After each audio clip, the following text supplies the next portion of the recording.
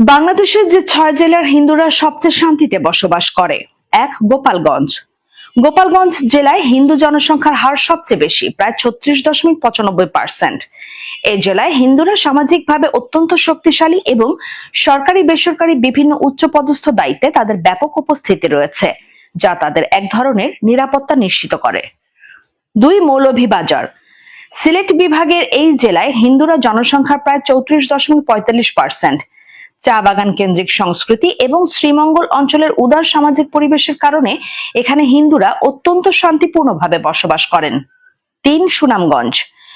সুনামগঞ্জে হিন্দু জনসংখ্যা প্রায় ৩১.৬৯%। এই জেলা বাউল সম্রাট শাহ আব্দুল করিমের অঞ্চল হিসেবে পরিচিত, যেখানে লোকজ সংস্কৃতির প্রভাবে হিন্দু মুসলিম সাম্প্রদায়িক সম্প্রীতি অন্যান্য জেলার তুলনায় অনেক বেশি সুদৃঢ়। ৪. খুলনা। খুলনা জেলায় হিন্দুদের সংখ্যা প্রায় ৩০.৭৬%। দাকব ও ডুমুরিয়ার মতো উপজেলাগুলোতে হিন্দুদের সংখ্যাগরিষ্ঠতা থাকায় তারা এখানে সামাজিকভাবে বেশ সংহত ও নিরাপদ বোধ করে। ৫. নেত্রকোনা। ময়মনসিংহ বিভাগের এই জেলায় হিন্দুরা জনসংখ্যার ২৮.৭২%।